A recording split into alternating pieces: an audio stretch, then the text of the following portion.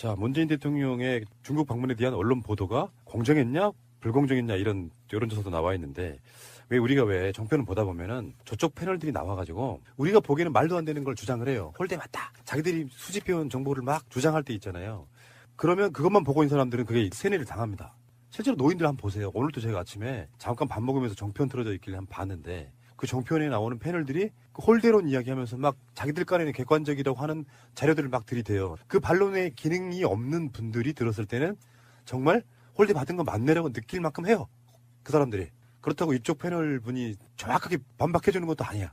그럼에도 불구하고 지금 최근 한 일주일 정도가 그 홀대론 논란이 계속 됐잖아요. 근데 언론 보도가 불공정했다고 말하는 사람들이 68%가 나왔어요. 공정했다고 말하는 사람은 21%밖에 안 되는데 자유한국당의 지지층과 보수층과 TK, PK 60대 이상에서도 불공정했다가 다수라는 거예요. 예, 맞아요. 이렇게 되면은 사실상 자유한국당은 멘붕이 왔다라고 봐요. 아무리 그렇게 프레임화 시켜도 정부가, 그러니까 이를테면 노무현 대통령 때가 좀 그런 거거든요. 진보 쪽에서도 노무현 대통령 청와대에서 나오는 걸 잘 안 받아줘. 반론이 안 되는 거예요. 최근에 문재인 대통령이 수보에서 무슨 말을 했냐면은 중국에 갔다 온 성과를 널리 홍보하라. 이런 말 할 스타일이 아니에요. 답답한 거야. 중국으로부터 상당히 무슨 탄압이나 받은 것처럼 방송을 해야 되지만 SNS라든지 그 분위기는 이미 그 논란 자체가 문재인 승 이렇게 저는 본다는 거죠. 맞아요. 그래서 지금 자유한국당이 그렇게 지지하는 거나 종편에서 아무리 그렇게 이야기를 해봐도 예전하고 이 싸움이 안 된다고 알아야 된다는 이유가 그 SNS의 힘이 그만큼 지금 종편의 영향만큼 커지지 않았나. 그리고 60대 이상에서도 불공정했다고 다수 이렇게 결과가 나오는 거는 문 대통령을 기본적으로 사랑하는 국민들의 마음이 훨씬 크다는 이야기 같거든요. 정부의 신뢰가 있다는 네, 거죠. 신뢰가 더 높다는 네. 거죠. 이 여론조사를 보면 지금 이거 하나만 보면은 사람들이 불공정했다라고 이렇게 인정을 할 수가 있어요. 그렇게만 볼 수가 있는데 맥락을 봐야 됩니다. 리얼미터가 지금 최근에 여론조사 3가지를 발표를 했는데요. 첫 번째는 한중 정상회담 결과에 대한 국민인식이라는 여론조사가 나왔었어요. 거기에서 보면 이렇게 나옵니다. 한반도 평화 안전에 도움이 되는 긍정적인 정상회담이었다 55.8. 외교 결례, 굴욕 외교, 부정적이다 33.7이 나왔었어요. 그러니까 방중기간에.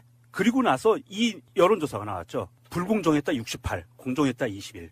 이거 무엇을 의미하냐면 언론들이 짜놓은 프레임이 당시에는 먹혔다는 얘기예요.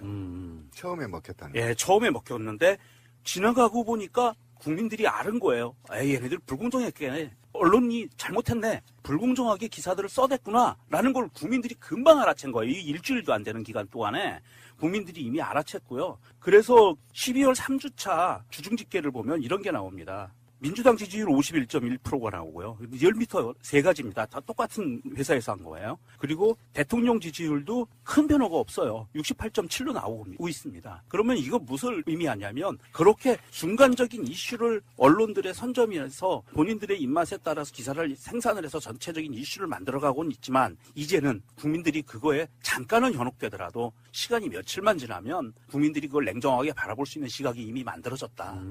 더 이상 언론들이 이상한 기사를 만들어내봐야 더 이상 먹히지 않는 상황이 돼버렸다는 걸 반증하는 거예요. 그러니까 아까 정편 이야기 했잖아요. 예. 정편을 보고 있으면 우리 같은 사람들은 애 같아. 저거 보고 있는 노인들은 지금 홀대 받았다고 느끼겠네. 막 이런 생각이 들면 근데 여론조사를 보면은 다 깨어 있어. 네. TK라든지 60대 이상의 분들도 이렇게 느끼고 있다고 하는 건 국민들이 지금 자유한국당 쪽이 어떤 프레임을 짜도 안 먹힌다는 뜻이거든요. 그러니까 미치고 환장하는 거예요. 그러면 어떤 짓을 해도. 그럴 거예요. 무슨 말을 해도 안 먹히니까 더 강하게 나오는 거죠. 더 세게 나오고 더 막말이 나오고. 근데 그게 이제 우리 방송에서 여러 번 얘기했지만 어쨌든 한국 사회가 지식경제 사회를 넘었고 창조 사회를 넘었고 이제는 거의 이제 직접 소통하는 시대에 접어들었잖아요. 그래서 그냥 이거를 상식으로 보면 되는 거예요. 그죠? 그러면 한번 예를 들어볼까요? 중국에서 기자와 경호원이 붙었다고 했단 말이에요. 그러면 그냥 정보가 없어. 야, 중국 경호원하고 한국 기자하고 싸웠대. 그러면 어떤 생각이 들까요? 정서적으로 팔은 안으로 굳게 돼 있어요. 아니죠. 그동안에 우리가 언론에 대한 너무나 부정적 시각이 있는 거예요.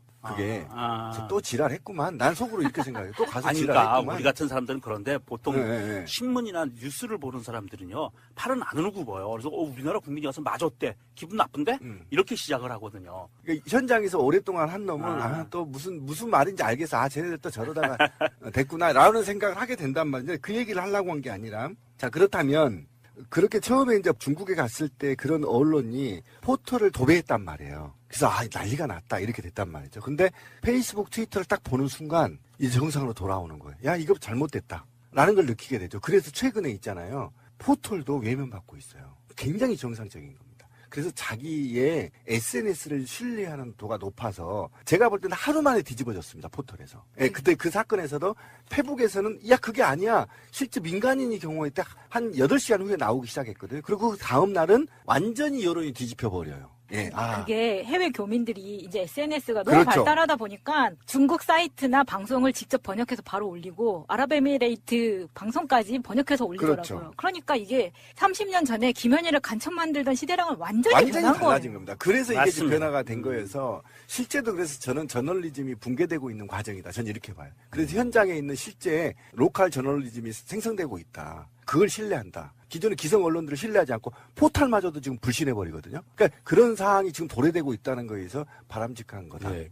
다른 방송에서 이야기했지만 서민 교수가 기자들도 사절단의 일부라고 표현했다 그랬잖아요. 그건 바라보는 관점 차이예요. 그렇죠. 예. 물론 등록은 되는 상태겠지만 취재단으로 등록이 되는 상태겠지만 그거를 통으로 싸잡아서 대한민국의 사절단에게 폭력을 가해 이건 어떤 식으로든 말이 안 돼로부터 그러니까 어떤 부분은 정확한 분석도 없이 통칭되는 그런 부분들이 있잖아요. 네. 그걸 디테일하게 들어가 보면 정말로 제가 할 말은 아니지만 어떤 면에서 보면 맞을만 했네라는 이야기도 나오는 거거든요. 그렇죠. 그런 관점들을 놓고 봤을 때 대구 경북에서도요. 언론의 보도가 불공정했다가 53.9대 24.9예요. 이 정도 되면은 물론 다 이게 더불어민주당이나 자유한국당 지지로 연결되지는 않지만 누가 봐도 언론 보도가 불공정하다고 느끼면 나중에 어떤 효과가 생기냐면 그 뉴스를 보고 신뢰하지 않아요. 그렇죠. 신뢰하지 않아서 쟤네들 지들 뭐든 정파적 이익을 위해서 저렇게 하는구나라고 씨부리게 돼. 보기는 보더라도. 그러니까 기존 언론의 불신이 이만큼 많이 쌓여있다는 그렇죠. 뜻이거든요. 이런 것도 있을 거야. 우리 생각 못했던 거지만 조중동이라고 하는 게 JTBC네 뭐네 해가지고 박근혜 이렇게 무너뜨릴 때 나중에 동조했잖아. 시대적 흐름에 자기들이 거기서 합심을 해서 무너뜨렸잖아요. 그렇지. 그럼 어떻게 되냐면은 골수 지지자들은 조중동이 지금 무슨 말해도 안 믿어요. 안 믿죠. 배신자들이라고. 그러니까 조중동 자체가 자기 정치적 기반이 예전에는 조중동의 말을 그냥 철석같이 믿고 박근혜도 믿었던 사람들이 박근혜 배신자 하는 애들이라고 생각해서 왜 변희재가 주로 그런 이야기 많이 하잖아요. 조중동이 하는 막 말도 안 되는 거 거기에 속 하나 먹으면 안 된다 이런 식으로 이야기하잖아. 그러니까 실제로 그 보수에 정말 완고했던 사람들도 쟤네들 박근혜 욕한 사람들이잖아요.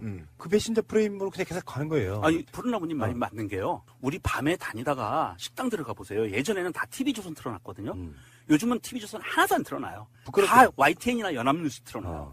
맞아, 진짜. 다 바뀌어버려서 그 지지자들도 이미 TV조선에서 마음을 돌렸다는 거죠. 그러니까 그 여론조사에서 당신의 성향은 보수입니까? 진보입니까? 중도입니까?라고 묻고 거기에 대해서 이 보도가 불공정했냐 아니냐 물었어요. 진보층에서는 불공정했다가 74.4, 공정했다가 18.6이에요. 그러니까 공정했다라고 말하는 사람들은 이를테면 비판적 지지가 몸에 생활화되어 있는 사람들이에요. 저거는 어떻게 봐도 불공정한 거네라고 생각하는 사람들. 일정 정도 이런 목소리가 온라인에 가끔씩 나오죠. 다음에 보수층이 67.9가 불공정했다고 하고 있고 22.7이 공정했다고 얘기하고 있어요. 보수층이 67.9대 22.7이고 중도층이 67.1대 21.0이잖아요. 무슨 말이냐면 보수층이건 중도층이건 사실은 문재인 대통령이 언론으로부터 좀 억울하게 당한 측면이 있다고 인식하기 시작하잖아요. 그러니까 이게 중국 논란이라는 게 저는 좋게 보는 측면도 있거든요. 실제로 정권이 바뀌고 나서 사람들이 많이 깨어났다가 아니라 언론이 얼만큼 거짓 프레임으로 선동할 수 있느냐를 깨달아버린 사람들의 어떤 여론조사가 저는 나왔다고 보는 거거든요. 그렇게 선동질을 하고 정권에서 토론 프로마다 홀대 이야기를 했지만 안 먹히고 더군다나 보수층과 중도층이 불공정했다고 느끼는 숫자가 똑같아요. 비슷하죠. 예. 67.9, 67.1 그리고 공정했다고 말한 사람이 22.7, 22.0이란 말이에요. 좀 차이가 있는 건요. 어르신들이라 버튼을 잘못 누른 거예요. 똑같이 나왔을 거예요. 이게 이제 그 중도층이라고 하는 부분을 우리가 살짝 눈을 부릅뜨고 봐야 되는 게 우리가 중도층이라고 얘기했던 부분이 그냥 우리가 그 예전에 생각했던 정치 무관심층이나 정치적으로 누구를 찍을지 결정을 못한 이런 사람들이 아니에요. 현재 중도층이라고 하는 사람들은 대부분 바른정당과 국민의당을 지지한다라고 하는 사람들이 많이 포진해 있다고 보시면 맞아요. 그래도 불공정했다고 느낀다. 예. 요거는 제가 봤을 때 이런 어떤 그 스펙트럼이랄까요? 국민들 성향이 정말 오랫동안 안 바뀔 것 같다는 생각이 들어요. 그러니까 결정적인 실수만 하지 않으면 이 정도 지지율로 쭉 갈 수 있지 않을까. 네. 조바심 많이 버려도 될 것 같다. 물론 방심하면 안 되겠지만요. 예, 임종석 청와대 비서실장을 상가로 골랐습니다. 임종석 비서실장 잠깐만요. 이중석 위원장님, 저는 이제 국민의당 박지원 의원을 골랐습니다. 국민의당 박지원 의원. 일단 임종석 비서실장 왜 상한갑니까? 임종석 비서실장이 이 전대협 세대의 가장 상징적인 인물이죠. 그렇죠. 물론 뭐 벌써 재선 국회의원을 했고 당의 사무총장도 이미 경험한 바가 있습니다. 예, 예. 그리고 중간에 조금 침체기를 겪었는데 지난 대선 과정을 겪으면서 정치권 전면에 급부상을 했고 어쨌든 지금 서울시장 후보로 끊임없이 거론이 되고 있죠. 본인은 일단 아니라고 얘기는 했잖아요. 예, 지난번에 전남지사 이야기도 나왔고. 맞아요. 근데 뭐 대통령이 이제 그 광주 야구 경기 시구하러 가실 때 예. 따라갔는데 그거 하나만으로도 왜 따라갔나? 또 뭐 전남지사 나가는 거 아니냐? 뭐 이렇게 온갖 억측들이 난무했죠. 근데 이번에 아랍에미리트하고 레바논 특사로 갔습니다. 맞습니다. 예, 뭐 그때는 뭐 상상할 수 없는 것들을 뛰어넘는 예. 지금 온갖 억측들이 난무하고 있거든요. 왜 갔는가? 비서실장이 왜 아랍에미리트와 레바논의 특사로 갔는가? 이건 모종의 다른 임무 있는 거 아니야? 그렇죠. 이런 얘기가 막 돌아요. 맞습니다. 청와대에서는 뭐 그래도 비서실장쯤은 가야만 대통령의 진정성이 전달될 수 있다. 그리고 군인들에 대한 위로, 격려다. 그 액면 그대로 봐달라고 이야기하지만 어느 언론도 어느 국민도 액면대로 지금 보고 있지 않죠. 그렇죠. 예, 특히 이제 제일 처음에 터져 나왔던 것이 대북 비밀 접촉설이었습니다. 그러니까 레바논에 가서 북한하고 뭔가 접촉을 하려고 이제 대통령이 특사 파견한 거 아니냐? 그렇죠. 대화의 물꼬 트기 위해서 이런 얘기들. 만약에 이제 임종석 비서실장이 아니라면 그런 특사설이 안 나왔겠죠. 비밀 접촉설이. 근데 이제 임종석이기 때문에 그런 이야기가 나왔을 거라고 봅니다. 그래요. 그만큼 정치적 무게감 또 대통령의 측근이라는 이런 것들이 작용을 했다고 봅니다. 예. 그만큼 이제 임종석 비서실장은 이미 그 우리 세대의 가장 정치의 중심에 선 인물로 들어와 있다는 것을 상징적으로 증명하는 것이고요. 또 물론 이제 국민들의 바람이 있죠. 워낙 지금 남북 관계가 안 좋고 뭐 미사일 핵실험 또 동계올림픽이 곧 열릴 텐데 이거의 성공 여부도 불투명 이러니까 막 그나마 비밀 접촉이라도 해서 좀 남북 관계 풀렸으면 좋겠다 하는 이제 국민들의 이런 바람도 있는데 과거의 정권에서는 비밀 접촉설이 있어도 국민들 별 관심이 없었어요. 맞아요. 언론도 그렇고. 그런데 이렇게 이제 큰 관심을 받는 것은 결국은 임종석이 갖는 정치적 무게감 때문에 그런 겁니다. 그래서 이제 그게 아니다라고 끊임없이 청와대가 부인을 하니까 그러면 지방선거 띄워주기가 아닌가? 그런 얘기 이런 이야기도 나오고 그런 정도로 뭐 그 안 띄워줘도 원래 떠 있는 사람인데 이런 이야기 되니까 그러면 뭐지? 전 정권이나 전 정권 사정을 위한 사전 양해 구하기 뭐 이런 이야기까지 지금 나오는 그 뭐냐면은 이제 MB 정부의 자원 외교 비리를 캐러 거기 보내진 거 아니냐 이런 얘기가 뭐 또 비리는 있어요. 이미 캤는데 그걸 이제 본격적으로 수사를 하려 하니 네. 그 상대국이 있으니 상대국의 사전 양해 구하러 간 게 아닌가. 근데 온갖 별 억측들이 얘기가 다 돌아요. 난무하고 있습니다. 예. 이제 그럴 정도로 임종석의 작은 움직임에도 언론과 국민의 관심이 간다. 왠가 지난번에 보면 뭐 부항 뜬 거 가지고 뭐 난리가 나지 않았습니까? 그다음에 뭐 대통령 미국 출국할 때 환하게 웃는 모습 가지고 또 난리가 났죠. 한마디로 그러니까 스타예요. 스타 이슈메이커. 뭐라든지 그만큼, 다 관심이 예, 되는. 그만큼 임종석과 뭐그 주변 세력들이 이제 대한민국 정치의 중심에 와 있다는 것을 반증하는 거라고 봅니다. 그럼 지난번에 자유한국당 전희경 의원하고 주사파 논쟁이 있었잖아요. 그거는 타격 안 된 겁니까? 뭐 타격이라기보다는 오히려 임종석의 존재감을 키워준 것이 아닌가. 도와준 거예요? 뭐 임종석이 정치권에 들어오면서 이미 주사파는 다 던지고 들어왔을 텐데 그걸 굳이 뭐 수십 년이 지나서 다시 끄집어내 봐야 어느 국민이 뭐 그걸로 임종석을 다시 그렇게 생각하겠습니까? 그래요. 근데 그런 측면이 있죠. 예를 들어 주사파 논쟁이 있었고, 예를 들어 임종석 의원이 과거에 주사파 활동을 했던 건 사실이고, 아까 허 소장님 말씀하신 그렇지만 이제는 전향했겠죠. 예. 근데 이제 다만 대북 협상을 하는 데 있어가지고 만약에 과거에 예를 들어 박정희 정권의 비서실장 같은 느낌으로 이제 대북 특사로 만약에 임종석 의원이 활동하게 되거나 이렇게 된다면은 그때는 국민들이 약간 불안해할 수 있는 부분이 있습니다. 적합하냐? 예, 왜냐하면 과거에 이제 상당히 이제 북한의 옹호적인 입장으로 학생운동을 했던 적이 있기 때문에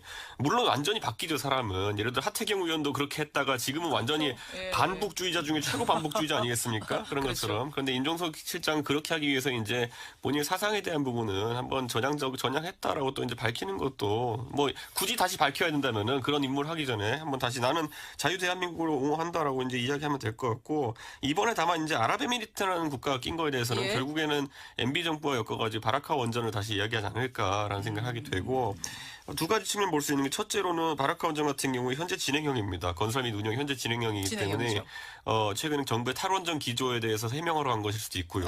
아니면 예를 들어 바라카 원전 이제 수주 과정이 있어가지고 MB 정권에 있었던 일에 대한 아까 허수님 말씀하신 것처럼 검찰 수사라든지 이런 거 있다면은 예. 그거에 대해서 아랍에미리트가 뭐 운영 국가로서 이제 불안해하지 않도록 어떻게 좀 이야기하는 역할을 당신들에 대해 어떤 적대적인 감정이 있는 건 아닙니다. 뭐 이런 걸 미리 그렇죠. 이게 사전 사실 양해구하기 위해서. 몇십 조짜리 프로젝트인데 그 대상국인 아랍에미리트 입장에서 얼마나 불안하겠습니까? 한국에서 무슨 그렇죠. 이야기가 나오면은 예. 그렇기 때문에 그런 측면 때문에 비서실장이 특사라고 한 것이 아닌가라는 생각이 그 듭니다. 그래도 청와대- 여기서 객관적 사실은 짚고 가야 될 게요. 뭐요? 주사파였다고 규정하는 건 잘못된 아하. 것이고요. 또 북한의 이런 일을 했다는 것도 잘못된 일입니다. 그렇죠. 그때 당시에 북한에 대해서 객관적 평가나 가치를 인정하고 그 부분에 대해서 우리가 객관적으로 접근하자는 이야기를 아마도 그때 전대입 세대들은 했다고 생각합니다. 임수경 의원을 보낸 그럼- 거는 맞잖아요. 북한에 임수경을 보내면 북한을 찬양하는 겁니까? 그런 건 전혀 아니죠. 그러니까 그 단순 논리로 그 임종석 의원의 정치적 성향을 그냥 이렇게 확정적으로 예. 매도하는 것은 옳지 않다고 전대협 보고요. 의장 출신이라는 것만 이제 팩트다 이 그건 말씀이신 팩트죠. 거죠. 그렇죠. 예. 예. 그래요.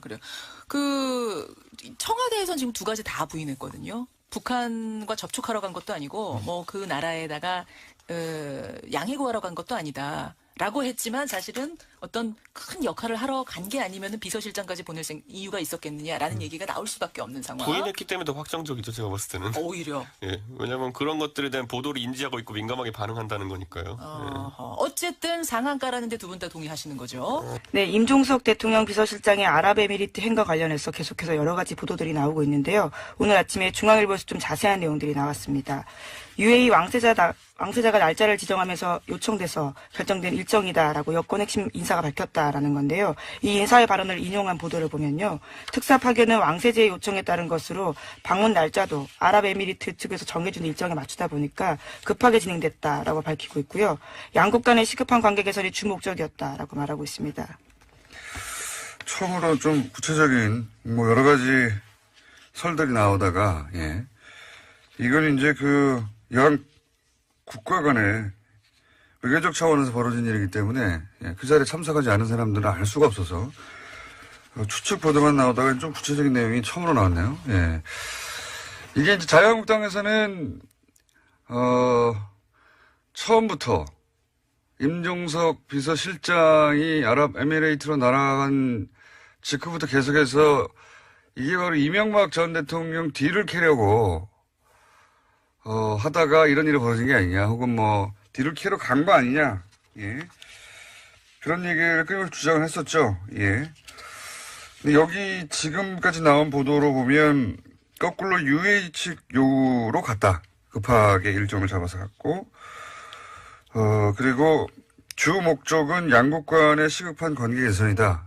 이렇게 나오고 있는데, 이 이상은 이제 적어도 왕세제를 만나봤기 때문에 우리 쪽에서는 대통령 비서실장이 갔고, 외교 차원에서 벌어진 일이라 더 이상 청와대에서는 뭐가 안 나올 것 같은데요. 제가 나름대로 또 취재한 바로는, 저도 가끔 취재를 합니다. 나름대로 취재한 바로는, 이명박 전 대통령 뒤를 캐기 위해서, 왕실로 간 거 아니냐, 그러다가 발각돼서 간 거 아니냐, 라는 자유한국당의 주장이 있지 않습니까? 계속 그런 주장을 하고 있습니다. 자유한국당은 처음부터 이 프레임을 잡았어요. 이게 정치보복 프레임이죠, 이것도.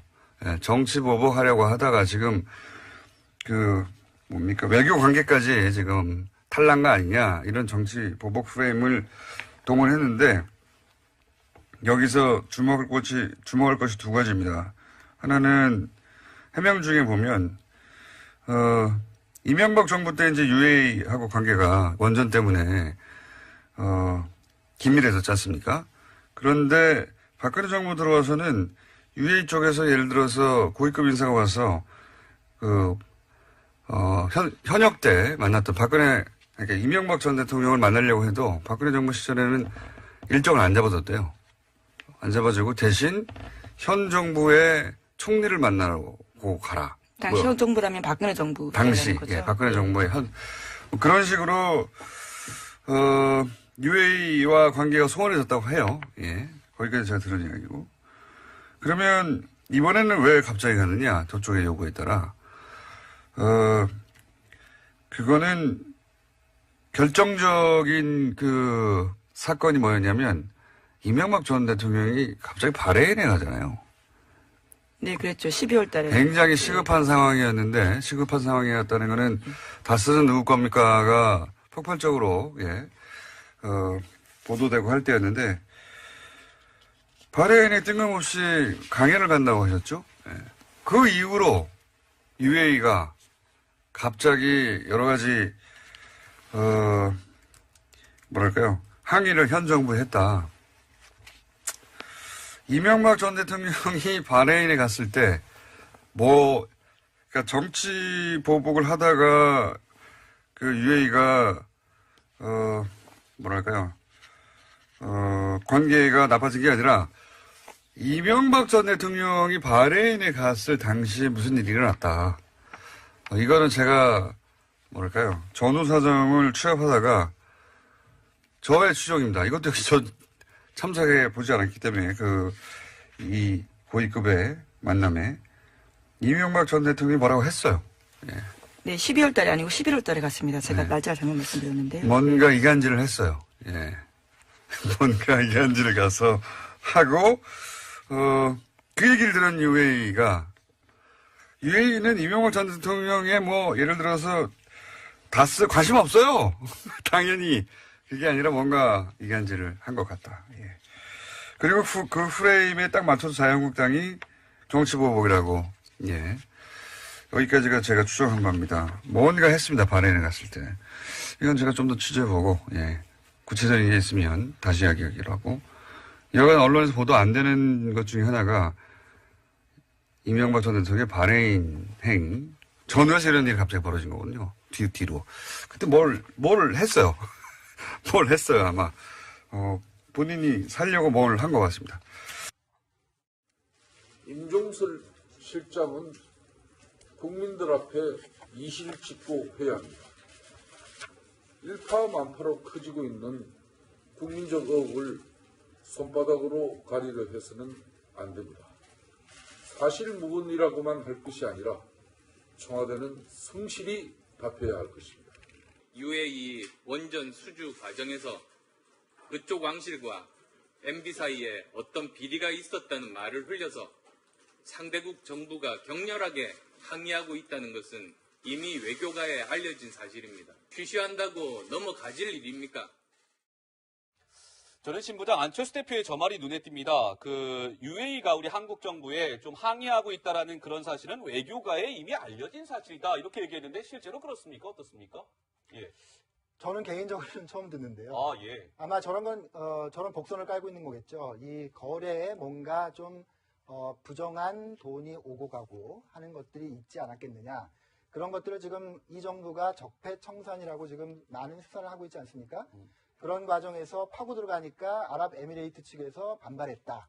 예. 이런 이제 가정을 하고 하는 말인데 이것이 전혀 확인됐거나 한 것은 아닌 상황이죠. 예. 안철수 대표의 저 얘기는 확인된 발언은 아니다라는 부분이고요. 자, 그런데 사실 이 UAE 원전 수주 얘기가 나오면 이명박 전 대통령 얘기를 하지 않을 수가 없습니다. 이명박 정부 시절에 수주를 했기 때문인데요.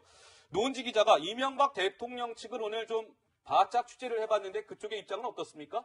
일단은 원전 수주와 관련해서 지금도 중동 국가들과는 관계를 맺고 있기 때문에 저 얘기를 들었지 않았을까 싶어서 한번 물어봤는데 일단 칼든 의장에 대해서 말을 아꼈고요. 근데 사실 저런 소문들이 있다는 건 알고 있다 이런 얘기를 전해줬는데요. 일단 이명박 전 대통령들의 측근들이 이런 얘기를 했습니다. 일단은 원전과 관련해서 아주 중요한 문제 제기를 했기 때문에 허겁지겁 간 게 아닌가 이런 추측들을 하고 있다. 그런 소문들을 들었다. 이런 얘기를 했고요. 그리고 김효재 전 청와대 정무수석 같은 경우에도 원전 수주에 마치 금전 거래가 있었던 것 같은 것처럼 얘기를 흘리고 다녀서 왕세대가 경로했다. 이런 소문이 들렸다. 일단 소문이고 추측이고 확인된 건 아니라고 했지만 저런 식의 얘기들이 흘러나오는 건 확실히 맞다. 이런 얘기들을 전해줬습니다. 여의도 정가에서는요. 이런 얘기도 나옵니다. 한국당 의원들 대표단을 구성해서 UAE에 보내겠다. 그래서 이 진상이 뭔지를 한국당 의원들이 직접 한번 조사해 보겠다라는 얘기까지 나오고 있다고 하는데요. 그 상황도 좀 지켜봐야 될 것 같고.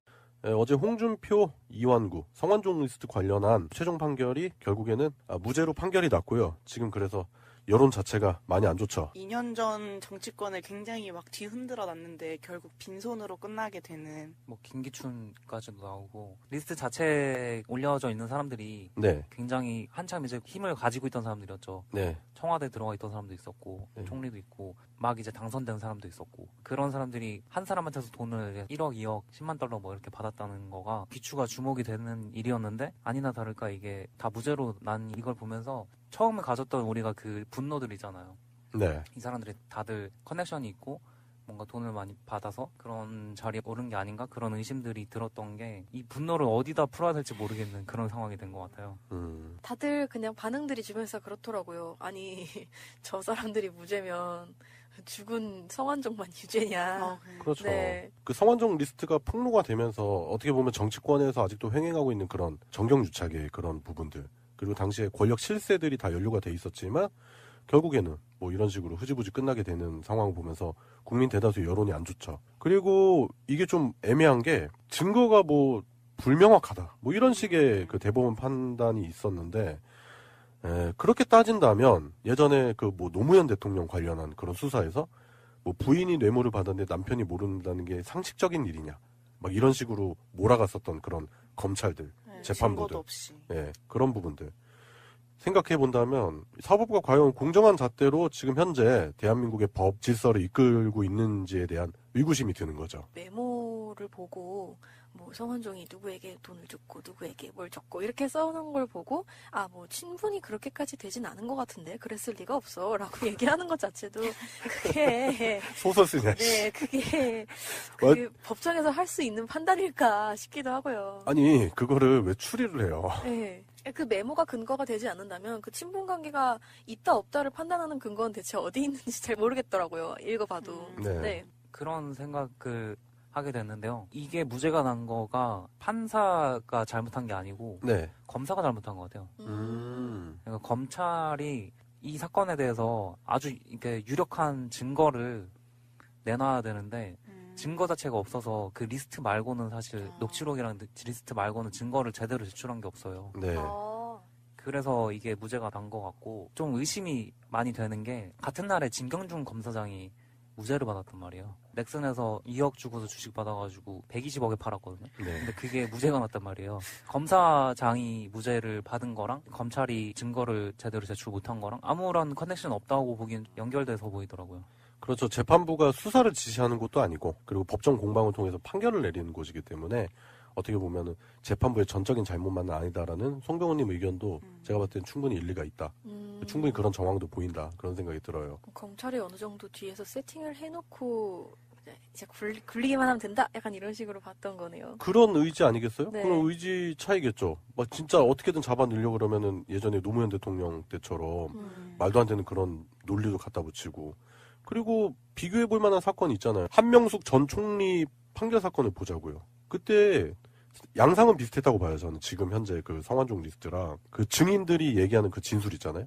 뭐 진술 번복을 했었던 부분도 똑같이 닮아 있는데 한 사건은 유죄가 된 거고 한 사건은 무죄가 된 거죠. 진술 번복 문제는 홍준표 같은 경우에는 그냥 말로 이제 하다가 얼버무려가지고 진술을 바꾸게 된 거죠. 말을 얼버무려가지고 그걸 두 가지로 진술을 해버렸는데 한명숙 전 총리 같은 경우에는 그걸 공식적인 기록으로 진술을 바꾼 거예요. 판결할 때 성완종 쪽에서는 재판부가 검찰 측 진술이 효력이 없다고 봤고 네. 한명숙 쪽에서는 검찰이 최초에 제시한 진술이 효력이 있다고 봤어요. 두 가지 사건을 비교해서 보자면 한 사건의 증인은 증인이 위증을 했는데 그 증인이 위증한 게 잘못됐다.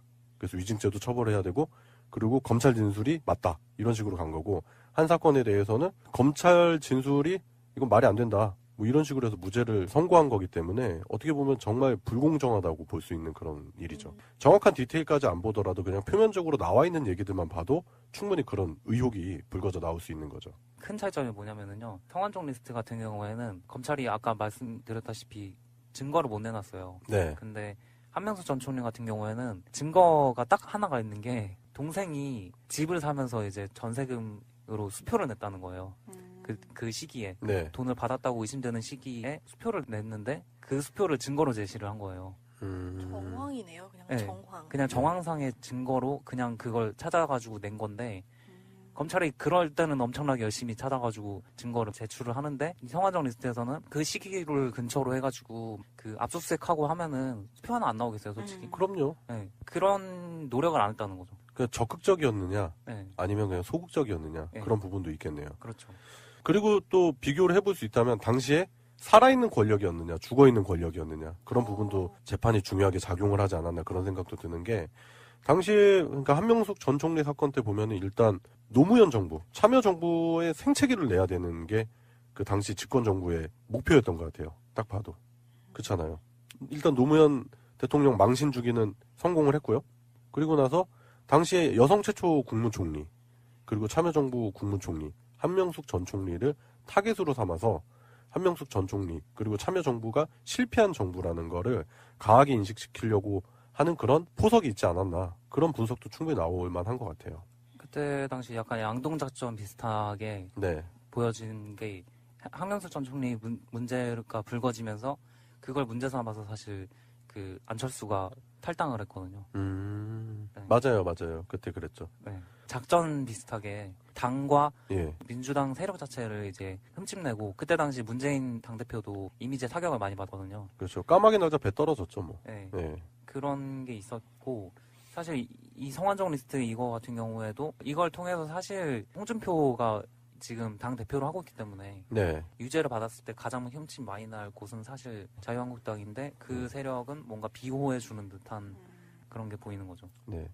그래요. 결국 어제 무죄 판결로 다시금 친홍이라고 하더라고요. 그래서 홍준표 당대표를 중심으로 뭔가 자유당의 세력 구조가 단단해진다는 그런 정황적인 분석이 많이 나오고, 그리고 실제로 뭐 그 무죄 선고 이후에 기자회견에서 홍준표 대표의 그 의기양양한 모습 때문에 많은 분들이 지금 분노를 금치 못하고 있는데, 그래요. 뭐 이런 식으로 해서 자신들만의 카르텔을 공고하게 다진다는 거, 뭐 그쪽들의 전략일 수도 있겠지만 국민 여론은 계속 정반대로 갈 것이다. 그래서 결국엔 또 심판의 날이 오지 않을까 그런 생각이 듭니다. 자꾸 이런 부분들에 대한 의혹 불신이 커지고, 그리고 홍준표 같은 자가 자꾸 그런 의기양양한 모습 보이는 것 자체가 그 국민들의 분노를 더욱더 자아내지 않나 그런 생각이 들어요. 네, 그리고 오늘 23일날 홍준표가 그 SNS에다가 직접 글을 올렸는데, 그래요? 네, 세월호 참사를 이용해 정권을 잡은 세력들이 라면서 세월호보다 더 잘못 대응해서 사태를 키운 그 제천 참사가 어떻게 책임지고 수습할 건지 내가 지켜보겠다 이런 글을 올렸어요. 뭔 개. 잠깐 우리끼리 한 1분 동안 서로 자유롭게 욕하는 시간 좀 가질까요? 아이고, 뭐 제천 그 화재 사건을 들먹이면서 네. 나중인 직격으로 또 이용해 먹으려는 류여해나 잘 단속을 하시지. 그렇죠. 뭘 세월호를 또 들먹이시면서 그런 말을 하시는지 모르겠네요. 그래요. 지금 그 류의 인형 들고 와가지고 나 팽당했다고 막 울먹울먹 하는데, 그래도 한때 같이 이렇게 정치적 뜻을 같이 했던 사람인데 좀 위로를 해주고 그러셔야지. 그래요. 뭐 무지 인형이라도 사주든가. 그러니까 야당의 수준을 딱 보여주는 거죠. 또 세월호 사건. 세월호 사건 또 들고 나와가지고 세월호 사건으로 정권을 잡았다는 그런 개 망발을 하고 앉았는 그런 당대표. 정상적인 정당이라고 볼 수도 없는 거고, 그 당을 대표하는 사람의 의식 수준이 결국 그거밖에 안 된다. 이제 욕하기도 아까워요. 좀. 그러니까요. 네.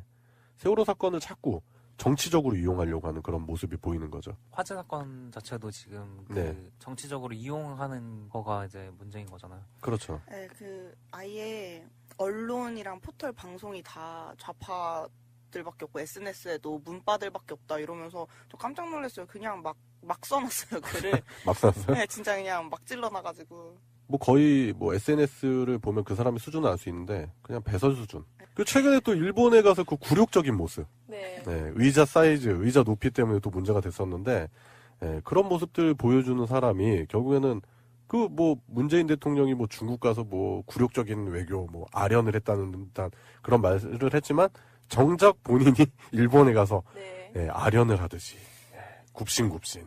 허리도 이만큼 숙이고. 원래 약자한테 강하고 강자한테 약한 전형적인 그쪽 부류의 사람들의 모습을 보여주는 사람, 그 사람이 현재 야당의 당대표입니다. 그 사람이 홍준표입니다. 우리가 엘리트라고 생각하는 그 사람들이 알고 보면 다 친일 경찰 노덕술의 후예 뭐 이런 거잖아요. 그렇죠. 그러네요. 그런 거기 때문에 사실 다 엮여 있는 거잖아요. 네, 노덕술, 뭐 하팔라 다 그런 사람들의 원료 아니겠습니까? 박정희도 빼놓을 수 없지. 모습가 그렇게 귀여워했던 박정희도 네. 네, 저희 정신적 고향 일본에 왔습니다. 뭐 이러면서 형님이라고 모시겠습니다. 90도로 인사를 하고 대통령인데 네. 쪼다 같은 모습을 보여줬죠. 그 뭐 이제 역사적으로 다 나오는 사실들이고 그런 걸 볼 때 현재 야당들의 그런 역사적인 의식의 결여도 심각한 문제다 그런 생각이 되고 그런 사람들이 뭐 보수예요 보수 아닙니다. 그런 사람들은 진정한 보수는 진짜 우리나라의 그 민족적 자긍심과 그리고 기존 질서를 이렇게 잘 지켜나가려고 하는 거지 이 사람들은 그냥 매국이요 매국 단체입니다. 매국 단체. 저는 그렇게 규정해도 지나치지 않다 그런 생각을 합니다. 그래요. 형격히 수준이 떨어지는 야당 그리고 그 야당의 대표 그리고 그 야당의 대표가 과거에 있었던 혐의가 결국 무죄로 판결이 나면서 사법부에 대한 불신이 전 국민적으로 확산되고 있다. 그런 얘기를 오늘의 이슈에서 다뤄봤습니다. 예, 오늘의 이슈는 여기까지 하겠습니다.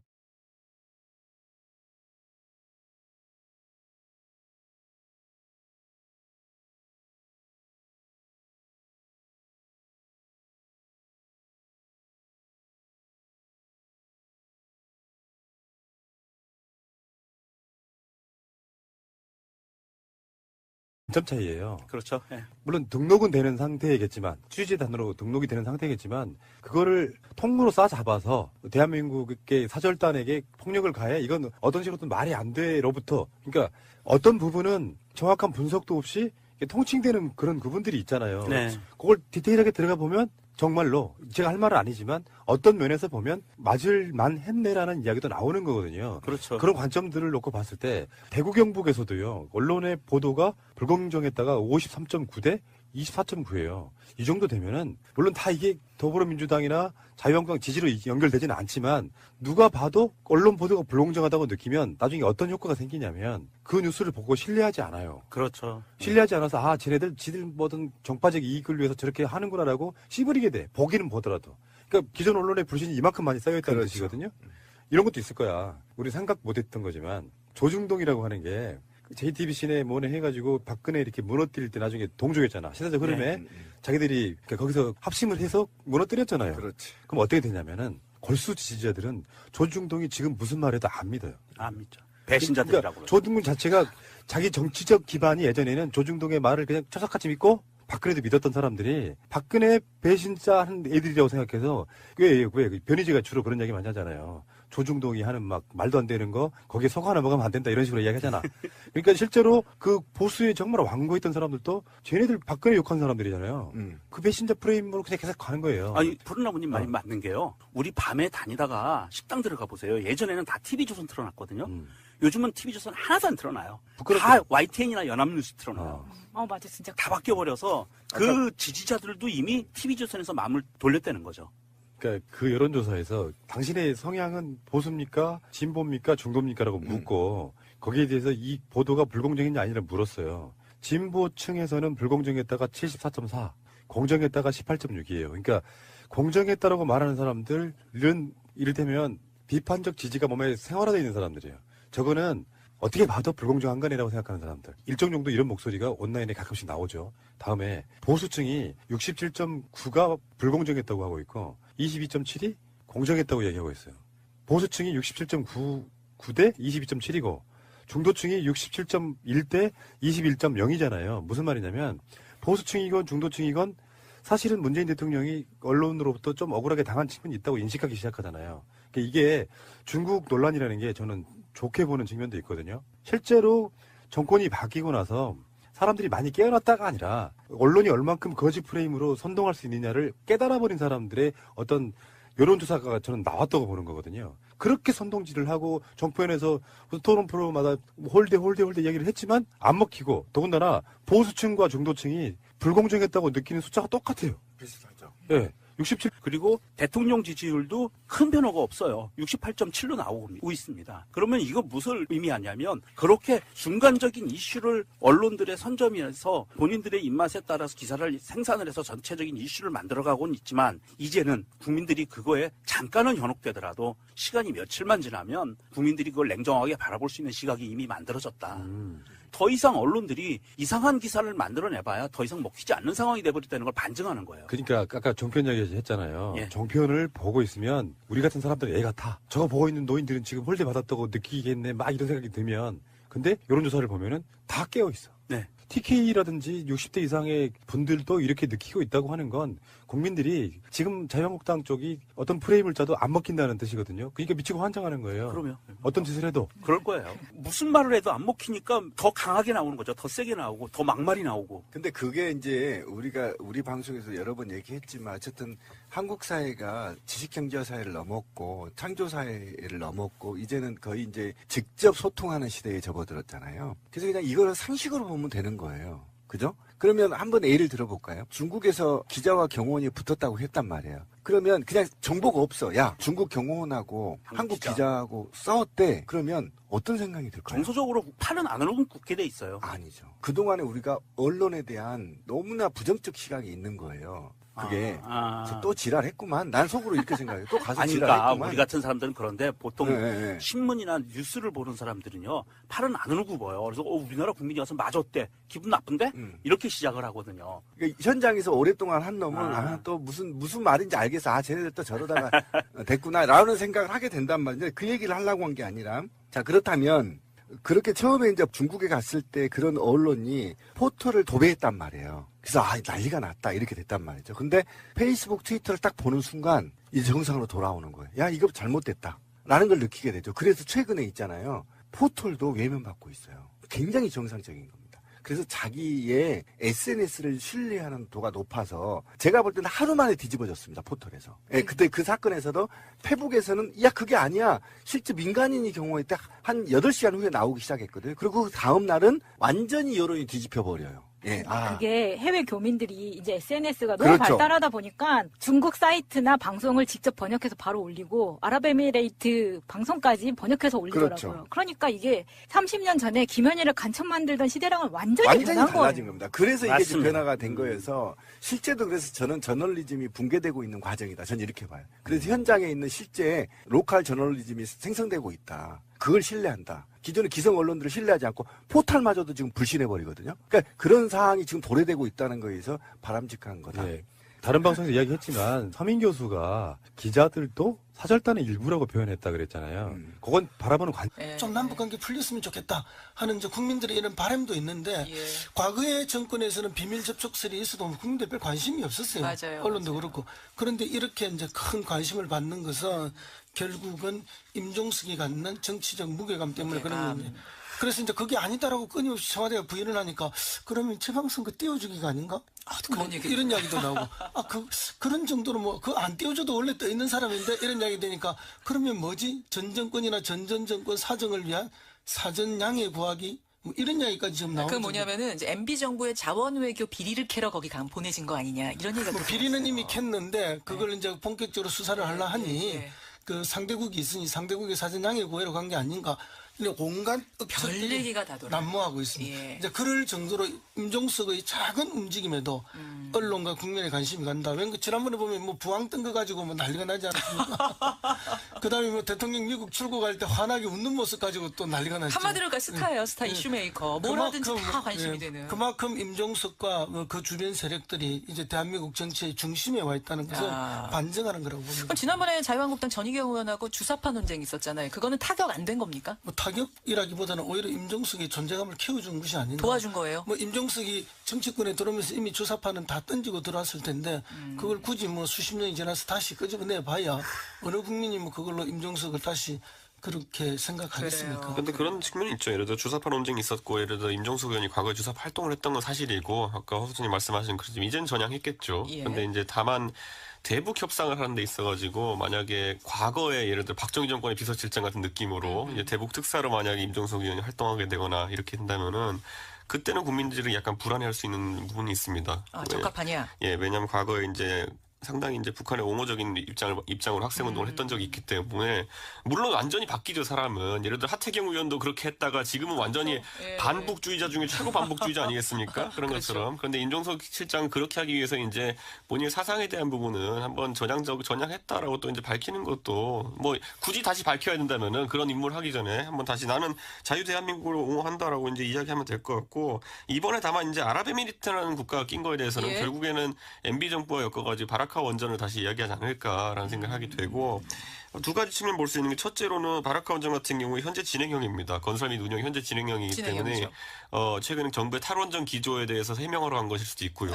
아니면 예를 들어 바라카 원전 이제 수주 과정에 있어가지고 MB 정권에 있었던 일에 대한 아까 허수님 말씀하신 것처럼 검찰 수사라든지 이런 거 있다면은 그거에 대해서 아랍에미리트가 뭐 운영 국가로서 이제 불안해하지 않도록 어떻게 좀 이야기하는 역할을 당신들에 대해 어떤 적대적인 감정이 있는 건 아닙니다. 뭐 이런 걸 미리 그렇죠. 사전에 양해구하기 위해서. 몇십 조짜리 프로젝트인데 그 대상국인 아랍에미리트 입장에서 얼마나 불안하겠습니까? 한국에서 무슨 이야기가 나오면은. 그렇기 때문에 그런 측면 때문에 비서실장이 특사라고 한 것이 아닌가라는 생각이 7.9, 67.1 그리고 공정했다고 말한 사람이 22.7, 22.0이란 말이에요. 좀 차이가 있는 건요. 어르신들이라 버튼을 잘못 누른 거예요.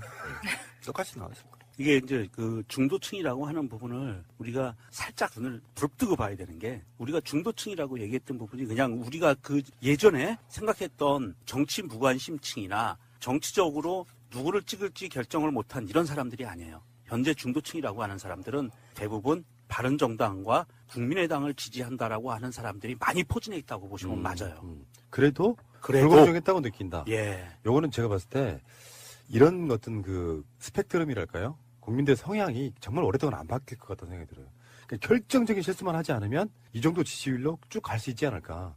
조바심 많이 버려도 될 것 같다. 물론 방심하면 안 되겠지만요. 예, 임종석 청와대 비서실장을 상가로 골랐습니다. 임종석 비서실장, 잠깐만요. 이중석 위원장님. 저는 이제 국민의당 박지원 의원을 골랐습니다. 국민의당 박지원 의원. 일단 임종석 비서실장 왜 상한가입니까? 임종석 비서실장이 이 전대협 세대의 가장 상징적인 인물이죠. 그렇죠. 물론 뭐 벌써 재선 국회의원을 했고 당의 사무총장도 이미 경험한 바가 있습니다. 그리고 중간에 조금 침체기를 겪었는데 지난 대선 과정을 겪으면서 정치권 전면에 급부상을 했고 어쨌든 지금 서울시장 후보로 끊임없이 거론이 되고 있죠. 본인은 일단 아니라고 얘기는 했잖아요. 예, 지난번에 전남지사 이야기도 나왔고. 맞아요. 근데 뭐 대통령이 이제 그 광주 야구 경기 시구하러 가실 때 따라갔는데 그거 하나만으로도 왜 따라갔나? 또 뭐 전남지사 나가는 거 아니냐? 뭐 이렇게 온갖 억측들이 난무했죠. 근데 이번에 아랍에미리트하고 레바논 특사로 갔습니다. 맞습니다. 예, 뭐 그때는 뭐 상상할 수 없는 것들을 뛰어넘는 지금 온갖 억측들이 난무하고 있거든요. 왜 갔는가? 비서실장이 왜 아랍에미리트와 레바논의 특사로 갔는가? 이건 모종의 다른 임무 있는 거 아니야? 그렇죠. 이런 얘기가 뭐, 막 돌아요. 맞습니다. 청와대에서는 뭐 그래도 비서실장쯤은 가야만 대통령의 진정성이 전달될 수 있다. 그리고 군인들에 대한 위로, 격려다. 그 액면 그대로 봐달라고 이야기하지만 어느 언론도 어느 국민도 액면대로 지금 보고 있지 않죠. 그렇죠. 예, 특히 이제 제일 처음에 터져 나왔던 것이 대북 비밀 접촉설이었습니다. 그러니까 레바논에 가서 북한하고 뭔가 접촉을 하려고 이제 대통령이 특사 파견한 거 아니냐? 그렇죠. 대화의 물꼬 트기 위해서 이런 얘기들. 만약에 이제 임종석 비서실장이 아니라면 그런 특사설이 안 나왔겠죠. 비밀 접촉설이. 그런데 이제 임종석이기 때문에 그런 이야기가 나왔을 거라고 봅니다. 그만큼 정치적 무게감, 또 대통령의 측근이라는 이런 것들이 작용을 했다고 봅니다. 그만큼 이제 임종석 비서실장은 이미 그 우리 세대의 가장 정치의 중심에 선 인물로 들어와 있다는 것을 상징적으로 증명하는 것이고요. 또 물론 이제 국민들의 바람이 있죠. 워낙 지금 남북 관계가 안 좋고 뭐 미사일 핵실험 또 동계올림픽이 곧 열릴 텐데 이거의 성공 여부도 불투명 이러니까 막 그나마 비밀 접촉이라도 했어. 자, 문재인 대통령의 중국 방문에 대한 언론 보도가 공정했냐, 불공정했냐 이런 여론조사도 나와 있는데 왜 정편을 보다 보면은 저쪽 패널들이 나와가지고 우리가 보기에는 말도 안 되는 걸 주장을 해요. 홀대 맞다. 자기들이 수집해온 정보를 막 주장할 때 있잖아요. 그러면 그것만 보고 있는 사람들은 그게 세뇌를 당합니다. 실제로 노인들 한번 보세요. 오늘도 제가 아침에 잠깐 밥 먹으면서 정편 틀어져 있길래 한번 봤는데 그 정편에 나오는 패널들이 그 홀대론 이야기하면서 막 자기들 간에는 객관적이라고 하는 자료들을 막 들이대요. 그 반론의 기능이 없는 분들이 들었을 때는 정말 홀대 받은 거 맞네라고 느낄 만큼 해요. 그 사람들이. 그렇다고 이쪽 패널 분이 정확하게 반박해주는 것도 아니야. 그럼에도 불구하고 지금 최근 한 일주일 정도가 그 홀대론 논란이 계속 됐잖아요. 근데 언론 보도가 불공정했다고 말하는 사람들이 68%가 나왔어요. 공정했다고 말하는 사람은 21%밖에 안 되는데 자유한국당의 지지층과 보수층과 TK, PK 60대 이상에서도 불공정했다가 다수라는 거예요. 예, 맞아요. 이렇게 되면은 사실상 자유한국당은 멘붕이 왔다라고 봐요. 아무리 그렇게 프레임화 시켜도 정부가, 그러니까 이를테면 노무현 대통령 때가 좀 그런 거거든요.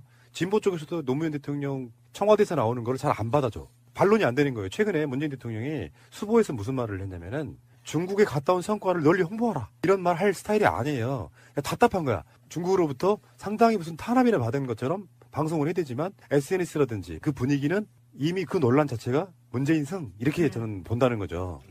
맞아요. 그래서 지금 자유한국당이 그렇게 지지하는 거나 종편에서 아무리 그렇게 이야기를 해봐도 예전하고 이 싸움이 안 된다고 알아야 된다는 이유가 그 SNS의 힘이 그만큼 지금 종편의 영향만큼 커지지 않았나. 그리고 60대 이상에서도 불공정했다고 다수 이렇게 결과가 나오는 거는 문 대통령을 기본적으로 사랑하는 국민들의 마음이 훨씬 크다는 이야기 같거든요. 정부의 신뢰가 있다는 네, 거죠. 신뢰가 더 높다는 거죠. 이 여론조사를 보면 지금 이거 하나만 보면은 사람들이 아 불공정했다라고 이렇게 인정을 할 수가 있어요. 그렇게만 볼 수가 있는데 맥락을 봐야 됩니다. 리얼미터가 지금 최근에 여론조사 3가지를 발표를 했는데요. 첫 번째는 한중 정상회담 결과에 대한 국민인식이라는 여론조사가 나왔었어요. 거기에서 보면 이렇게 나옵니다. 한반도 평화 안전에 도움이 되는 긍정적인 정상회담이었다 55.8. 외교 결례, 굴욕 외교, 부정적이다 33.7이 나왔었어요. 그러니까 방중기간에. 그리고 나서 이 여론조사가 나왔죠. 불공정했다 68, 공정했다 21. 이거 무엇을 의미하냐면 언론들이 짜놓은 프레임이 당시에는 먹혔다는 얘기예요. 처음에 먹혔다는 예, 처음에 먹혔는데 지나가고 보니까 국민들이 아는 거예요. 에이, 얘네들 불공정했겠네. 언론이 잘못했네. 불공정하게 기사들을 써댔구나. 라는 걸 국민들이 금방 알아챈 거예요. 이 일주일도 안 되는 기간 동안에 국민들이 이미 알아챘고요. 그래서 12월 3주차 주중집계를 보면 이런 게 나옵니다. 민주당 지지율 51.1%가 나오고요. 리얼미터 3가지입니다. 다 똑같은 회사에서 한 거예요.